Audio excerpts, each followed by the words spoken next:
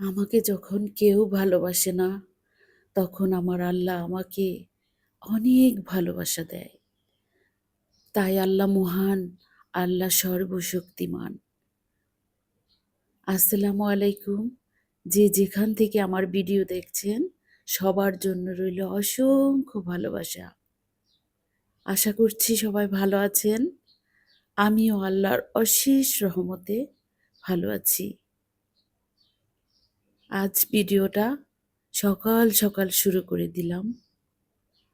আজকে আমার নতুন আপুদেরকে তৈরি করে দেখাবো বাঁধাকপি ভাজি। ঠিক আছে, দেখতে থাকো আপুরা। আমার ভিডিওটা দেখার আগে যারা নতুন এসেছেন তারা একটি লাইক করে আমার ভিডিওটা দেখা শুরু করে দিবেন। আমার অনুরোধ, লাইক দিতে ভুলবেন না। যদি সম্ভব হয় তাহলে সাবস্ক্রাইব করে আমার পাশে থেকে যাবেন। ঠিক আছে, দেখুন এদিকে আমি ভাত বসিয়ে দিয়েছিলাম, হয়ে গিয়েছে আমার ভাত। মার ঝরা দিয়ে দিয়েছি। আর সকাল সকাল কিছুটা বড়ই আমি ধুয়ে রেখেছি, আজ সারাদিন খাবো। অনেক কুয়াশাবদ্ধ ছিল, একটু কুয়াশাটা কেটেছে এখন। দেখতে থাকুন বাহিরের অবস্থা। সকালে যদি রৌদ্রটা না আসে তাহলে কিন্তু শরীরটাও ভালো লাগে না, শরীরটাও খারাপ হয়ে যায়। কার কার এমন হয় আপুরা, তোমরা জানাবে আমাকে। আমি ভাজি করার জন্য পেঁয়াজ, টমেটো, কাঁচামরিচ কেটে নিয়েছি। এখন ভাজিটাকে ভালো করে ধুয়ে ফ্রাই প্যানের চুলায় বসিয়ে দিয়েছি, লবণ দিয়ে বসিয়ে দিলাম। আমি কিন্তু ভাজির মধ্যে পেঁয়াজ, কাঁচামরিচ এখন দিব না। আমি পেঁয়াজ, কাঁচামরিচ তেলের মধ্যে ছেড়ে দিব। আমার এই ভাজিটা খুবই টেস্টি হয়, খুবই মজাদার হয়, ইয়াম্মি হয়। তোমরা এভাবে করে খেয়ে দেখো। যারা ভাত খেতে ইচ্ছে করছে না তারাও খাবে এই ভাজি দিয়ে ভাত। আমি একটা লবণ দিয়ে বড়ি খেয়ে নিচ্ছি, আলহামদুলিল্লাহ বড়িটা খুব ভালো লেগেছিল। এদিকে কিন্তু সকাল সকাল মেশিনে কাপড় দিয়ে দিলাম। শুনেছি আমার বোন আসবে দেশে থেকে, গ্রামে বাড়িতে আমার বোন থাকে, ওখান থেকে আসবে ডাক্তার দেখাতে। তাই একটু সকাল সকাল প্রস্তুতি নিয়ে নিলাম, ঘরের কাজকর্ম সেরে নিব। আমার ভাজি কিন্তু সিদ্ধ হয়ে যাচ্ছে, উল্টিয়ে দিব এখন। এই ভাজিটাকে, চুলাটাকে এখন জাল কমিয়ে দিব, আস্তে আস্তে সফট একটা ভাজি হবে। শীতের এই ভাজি খেতে কিন্তু দারুণ লাগে, তাই না আপুরা? আমার অনেক আপুরাই এই ভাজিটা করে থাকো, একটু ভাজা ভাজা করো, কিন্তু আমি যেভাবে করি ওইভাবে আজ দেখিয়ে দিব। আমার নতুন আপুরা আর যারা প্রবাসী ভাইয়েরা আছেন আমার ভিডিও দেখেন, অনেক ভাইরাই দেখেন, আমি কমেন্টে দেখেছি, তারা আমার মতো এভাবে ভাজি করে নিবেন। ভাজিটা প্রথমে বসিয়ে দিবেন, এরপরে জালটাকে কমিয়ে রাখবেন, আস্তে আস্তে সিদ্ধ হয়ে আসবে। যদি দেখেন যে পানি উঠছে না তাহলে একটু পানি দিয়ে দিবেন, সিদ্ধ হবে ভালোভাবে। আমার তো পানি উঠে গেছে লবণ দেওয়ার পরে। আমি এখন সুন্দরভাবে সিদ্ধ করে নিব। সিদ্ধটা হওয়ার আগে খেয়াল করতে হবে, এখানে কিন্তু আবার লেগে যায় ফ্রাই প্যানে, যেটাকে আমরা বলি পোড়া লেগে যায়, পড়তে দেওয়া যাবে না, তাহলে কিন্তু ভাজির ফ্লেভারটা ঠিক থাকবে না। যে কোনো রান্নায় যদি ফ্রাই প্যানে লেগে যায় তাহলে কিন্তু ওটা খেতে ভালো লাগে না, দেখতেও ভালো লাগে না।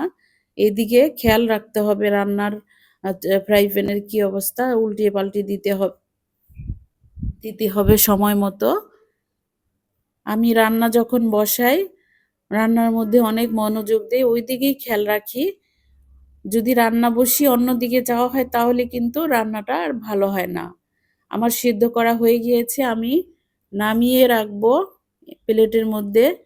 এরপরে আমি কিন্তু ফ্রাই প্যানটাকে একটু ধুয়ে দিব, কেননা ফ্রাই প্যানটা যদি ধোয়া না হয় তাহলে কিন্তু এটার ফ্লেভারটা ভালো আসে না, ভালো লাগে না খেতে। তোমরা সব সময় খেয়াল করবে শাক রান্না করো, ভাজি রান্না করো, যেটাই করো না কেন ফ্রাই প্যানটাকে একটু ধুয়ে নিবে।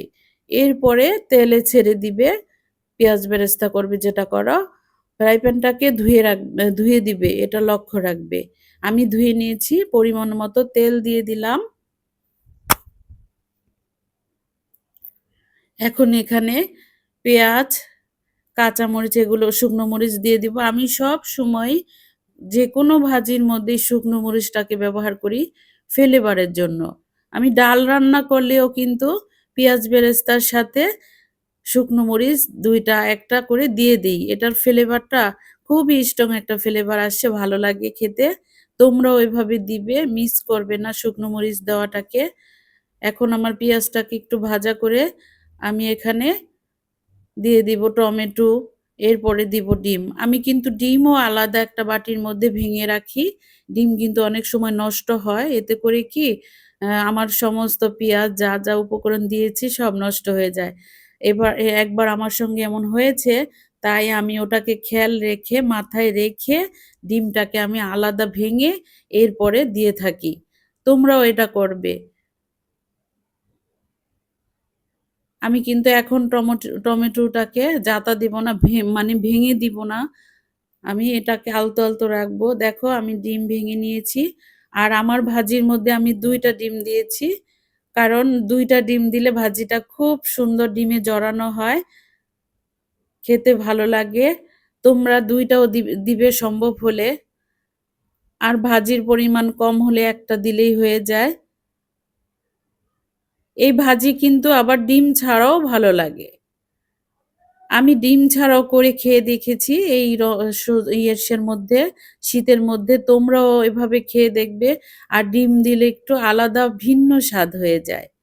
আমার কাছে তো দারুণ লাগে। আমার নতুন আপুরা তোমরা এভাবে করে খাবে। দেখো আমি দিয়ে দিচ্ছি আমার ভাজিটা। এখন আমি আলতো হাতে শুধু নাড়াচাড়া করব, বারবার নাড়াচাড়া করে ঢেকে রাখবো প্রায় ১০-১৫ মিনিটের মতো।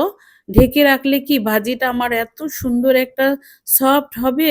এরপরে আবার ঢাকনা তুলে এম জালটাকে বাড়িয়ে নাড়াচাড়া করতে থাকবো। তখন ক্রিসপিও হবে আর ভিতরে সফটও থাকবে আমার ভাজিটা। দেখেছো আমি কিভাবে নাড়াচাড়া করে দিলাম? আমি কিন্তু চাপ দেইনি ভাজির মধ্যে। আর আমার ভাজির মধ্যে কিন্তু কোনো পানি নেই। এখন শুধু তেল উঠবে। জালটাকে কমিয়ে সেদ্ধ করেছি, এরপরও কিন্তু কোনো পানি নেই। আর যদি জাল বাড়িয়ে দিতাম নিচে লেগে যেত আর বারবার পানিও ওঠা শুরু হতো। দেখেছো আমার ভাজি কিন্তু খুব সুন্দর একটা থিকনেস চলে এসেছে। এখন আমি একটু টমেটোটাকে ভাঙা, ভাঙা করে দিব, তাও আলতো হাতে, হাতে। একদম মিক্স করে দিব না। টমেটোটা যদি যেকোনো রেসিপির মধ্যে একটু আস্ত, আস্ত থাকে, দেখতে কিন্তু ভালো লাগে। তুমি যখন রান্না করবে এইভাবেই রান্না করবে আপুরা। আর আমার প্রবাসী ভাইয়েরা, আমার প্রবাসী ভাইদের তো রান্না করা দারুণ একটা নেশা। কিভাবে রান্না সুন্দর হবে এটাও আমি জানি। কারণ আমি প্রবাসে গিয়েছি, আমি প্রবাসের থেকে আসছি। ভাইদের অবস্থাটা আমি কিছুটা হলেও জানি, বুঝি। তোমরা ভাইরা এভাবে ভাজি করবে, খেতে কিন্তু খুব ভালো লাগবে। একদম চেটেপুটে খেয়ে ফেলবে। এত মজাদার আমার এই ভাজিটা। আমি এখন বেশি করে দিয়ে দিয়েছি, ধনিয়া পাতা দিয়ে দিলাম। শীতের ধনিয়া পাতাটা খুবই ভালো লাগে। এজন্য আমি অনেক রেসিপির মধ্যে বেশি করে দিয়ে থাকি। বিশেষ করে ভাজির মধ্যে কিন্তু অনেক যায় ধনিয়া পাতাটা। দেখো আমি জড়ো করে দিয়েছি। এখন আমি একটু ভালোভাবে ছাড়া করে লেড়ে দিব। কারণ কি এটা যাতে একদম নরমও না হয়ে যায় আর একদম ভাজা না হয়, ওইদিকে আমি খেয়াল রেখে ভাজিটাকে করব। এখন ১ টেবিল চামচ আমি ঘি দিয়ে দিব। আরো স্বাদ বাড়িয়ে দিলাম। তোমাদের কাছে যদি ঘি থাকে তাহলে পাতাকপির মধ্যে ঘি দিয়ে দিও। এই বাঁধাকপির ঘি দিলে খুব টেস্ট হয়। যদি থাকে তাহলে দিবেন, না থাকলে অমনিতেও কিন্তু দারুণ হয়। আমার কাছে ঘি ছিল তাই আমি ১ টেবিল চামচ দিয়েছি। এই ঘি দেওয়াটা শিখেছি আমি এক অনুষ্ঠানে আমি এই বাঁধাকপি ভাজি খেয়েছি। ওখানে ঘি দিয়ে করেছিল শুনেছি। খেতে কিন্তু দারুণ লেগেছিল আমার কাছে। তখন থেকে আমি এই বাঁধাকপির মধ্যে ১ টেবিল চামচ ঘি দিয়ে দেই। এতে করে আমার ভাজিটা ইয়াম্মি স্বাদ হয়ে যায়। তোমাদের ঘরে যদি থাকে তাহলে দিবে আর নয়তোবা স্কিপ করবে। আমার ভাজি করা হয়ে গিয়েছে। আজ সকাল, সকাল ভাজি করে নিয়েছি। ওই যে বলেছি আমার বোন আসবে তাই তাড়াতাড়ি কাজকর্ম সেরে নিব ঘরের। আবার হয়তোবা বাহিরে যেতে হতে পারে, ডাক্তারের কাছে যাব। আমি এখন সার্ভিং ডিশে বেড়ে নিব। আমার অভ্যেসটা আমি রান্নার শেষে সার্ভিং ডিশে বেড়ে দেখি আমার রান্নাটা কেমন হয়েছে। দারুণ হয়েছে। তোমরা জানাবে আমার রান্না কেমন হয়েছে। আর যারা আমার ভিডিও সম্পূর্ণ দেখেছ তাদের জন্য রইল অসংখ্য ভালোবাসা। আমার আপুরা আমার মতো করে এভাবে ভাজি করে খেও আর আমাকে জানিয়ে দিও কমেন্টে।